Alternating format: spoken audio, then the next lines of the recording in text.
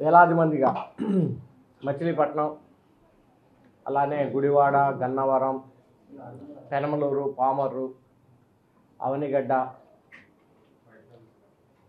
అన్ని assembly కాన్స్టిట్యున్సీల్లో 7 assembly కాన్స్టిట్యున్సీల్లో కలిసి, అలాగే కొంత గుంటూరు పార్లమెంట్లో పాత మిత్రులు ఎవరైతే ఉన్నారో వాళ్ళందరితో కూడా కలిసి వేలాది మందిగా ఈరోజు తాడేపల్లిగూడెం మీటింగ్కి అటెండ్ అవుతా ఉన్నాం.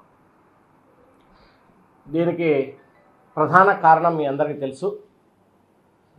జనసేన, తెలుగుదేశం పార్టీ రెండు కలిసి వైసీపీ విముక్తి, ఈ రాష్ట్రంలో నిజంగా ప్రజాస్వామ్యం ఉండాలి, ప్రజలకి స్వేచ్ఛ ఉండాలి, స్వచ్ఛమైనటువంటి గాలి ప్రజలు పీల్చుకోలేనటువంటి పరిస్థితుల్లో ఈ రాష్ట్ర ప్రజానికం ఉన్నారు. అంతా భయాందోళనలో ఉన్నారు. దాని నుంచి ప్రజలకి ఒక ప్రజాస్వామ్యాన్ని కల్పించాలనేటువంటి ఉద్దేశంతో మా జనసేన పార్టీ అధినేత పవన్ కళ్యాణ్ గారి యొక్క పిలుపు మేరకు, అలాగే మా కూటమిలో భాగమైనటువంటి తెలుగుదేశం పార్టీ వాళ్ళ శ్రేణులు అందరం కలిసి లక్షలాది మంది ఈరోజు తాడేపల్లిగూడెం చేరుకొని ఈ బహిరంగ సభని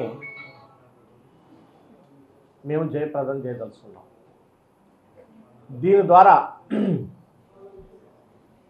జన సైన్యం ఇచ్చేటువంటి సందేశం ఏంటంటే, మేమందరం కూడా మా పార్టీ అధ్యక్షులు పవన్ కళ్యాణ్ గారికి అండగా ఉంటారు.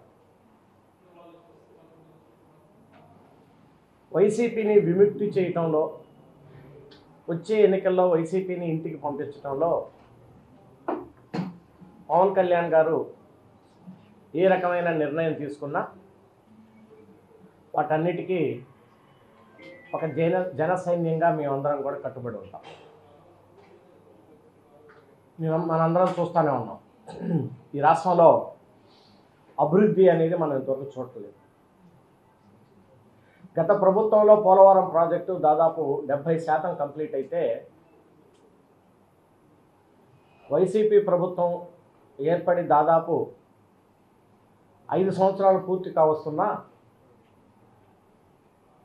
ఈవెన్ 5% కూడా దాన్ని అడిషనల్గా కంప్లీట్ చేయలేదు. దాని మీద ఒక డెసిషన్స్కి రాలేదు ఇంతవరకు, అసలు ఆ ప్రాజెక్ట్ని ఎలా ముందుకు తీసుకెళ్లాల్సింది అని. అదే రకంగా రాష్ట్రంలో రోడ్ల పరిస్థితి చూస్తే చాలా దారుణంగా ఉన్నాయి. మాది తీర ప్రాంతం మచిలీపట్నం.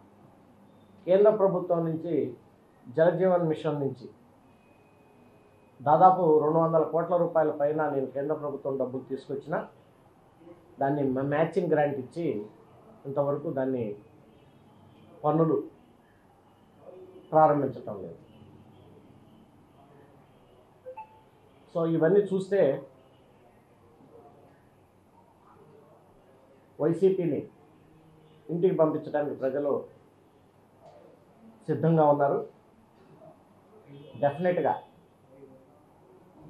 జనసేన, తెలుగుదేశం పార్టీ కూటమి అధికారంలోకి రాబోతా ఉంది, అందులో ఎలాంటి డౌట్ లేదు. ప్రధానంగా నా మచిలీపట్నం పార్లమెంట్లో నేను ఇచ్చినటువంటి వాగ్దానాలన్నింటినీ దాదాపుగా కంప్లీట్ చేశాం ఒక పార్లమెంట్ సభ్యుడిగా. ఇప్పుడు కొత్తగా మచిలీపట్నం రేపల్లె రైల్వే లైన్ రాబోయేటువంటి 5 సంవత్సరాల్లో గ్యారెంటీగా కంప్లీట్ చేస్తాం. దాని నుంచి ఆల్రెడీ ఢిల్లీలో ఉన్నటువంటి పెద్దలందరినీ, సంబంధిత అధికారుల్ని అందరినీ కలిశాను.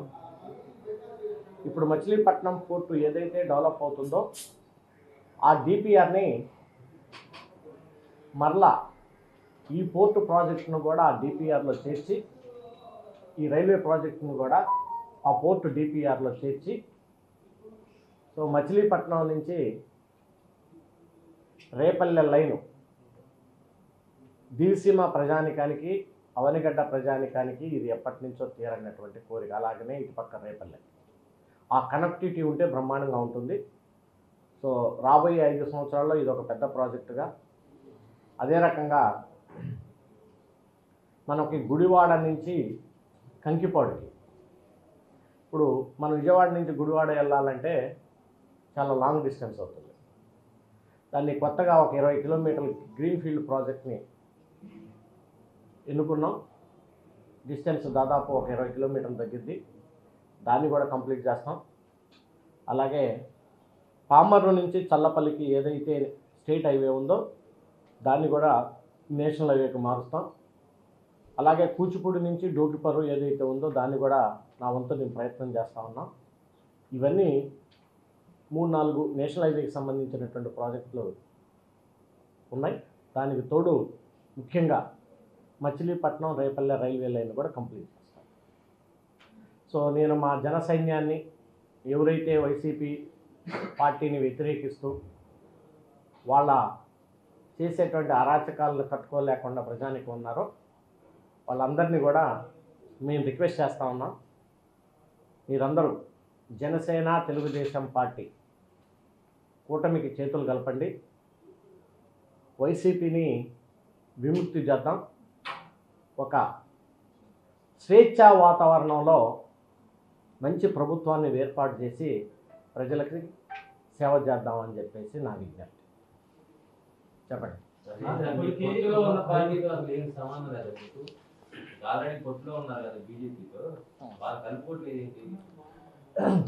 అదంతా అధిష్టానం మా పవన్ కళ్యాణ్ గారు మాట్లాడుతుంటారు. సో బేసిక్గా ఇక్కడ మేము స్ట్రాంగ్గా వైసీపీని ఎదుర్కోవాలంటే ఆల్రెడీ ఈ డిసిషన్ తీసుకున్నారు. సో మిగిలిన విషయాలన్నీ పవన్ కళ్యాణ్ గారు వాళ్ళ అధిష్టానంతో మాట్లాడతారు. మీతో పాటు 5 పార్లమెంటు సభ్యులు పార్టీని వీడారు, ఒక రాజ్యసభ సభ్యులు పార్టీ నుంచి బయటకు వచ్చారు. ఏంటి ప్రధాన కారణం ఏంటి? జగన్మోహన్ రెడ్డి నచ్చలేదా? జగన్మోహన్ రెడ్డి విధానాలు నచ్చలేదా? ఏంటి? నేను ఆల్రెడీ మీకు బేసిక్గా ఇష్యూస్ అన్నీ నేను ముందే చెప్పాను, మీకు చెప్పాం ఇంట్రడక్షన్ పాయింట్స్లో. మీరందరూ చూస్తూనే ఉన్నాం. మనం యాక్చువల్గా 2019లో మనం వైసీపీ అధికారంలోకి వస్తే ఏ రకంగా ఉండాలి అనేటువంటిది మనం కోరుకున్నది వేరు, జరిగింది వేరు. అది అన్ని విషయాలన్నీ మీ అందరికీ తెలుసు. అనేక సందర్భాల్లో అందరం మనం మాట్లాడుతూనే ఉన్నాం. బేసిక్గా ఆంధ్రాలో అధర్మం అనేది 4 పాదాల మీద నడుస్తూ ఉంది. ధర్మం లేదు. ఏదన్నా మాట్లాడితే దాన్ని బుల్డోజ్ చేయటం, ప్రెస్ మీట్లు పెట్టి తిట్టడం, అంతేగాని అసలు ఎందుకు వీళ్ళు మాట్లాడుతున్నారు, ఇందులో వాస్తవం ఏముంటుంది అనేటువంటి విషయాన్ని కూడా వైసీపీ వాళ్ళు గ్రహిస్తే మంచిది. పెద్దలు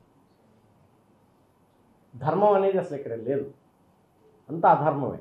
అన్యాయం, అధర్మం, అక్రమం ఇవన్నీ రాజ్యాన్ని వెళ్తున్నాయి. వీటి నుంచే ఎవరు పార్టీని వీడినా లేదా వైసీపీ ఓడిపోవాలని కోరుకుంటున్న ప్రధాన కారణాలు ఇవే.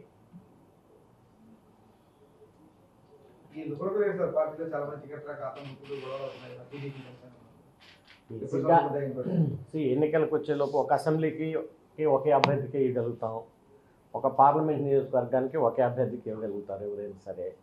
ఈ అసమ్మతి అనేది బేసిక్గా ఉంటానే ఉంటాయి, అన్ని పార్టీల్లో ఉంటాయి. అవేం పెద్ద ఇష్యూస్ కాదు, ఇవన్నీ సర్దుకుంటాయి. సో త్వరలోనే అందరినీ ఎవరెవరైతే అసమ్మతులు ఉన్నారో అనేక రకాలుగా వాళ్ళకి ఎమ్మెల్సీలు, కార్పొరేషన్ చైర్మన్లు, లేకపోతే ఇంకోటి చట్టసభల్లోకి ఏ రకంగా అనేది వాళ్ళు పెద్దలు నిర్ణయాలు తీసుకుంటారు. ఇటుపక్క మా పార్టీ అధ్యక్షులు పవన్ కళ్యాణ్ గారు, మరొక పక్క చంద్రబాబు నాయుడు గారు. అది పెద్ద ఇష్యూస్ ఉండవు, ఇవన్నీ టెంపరీయే.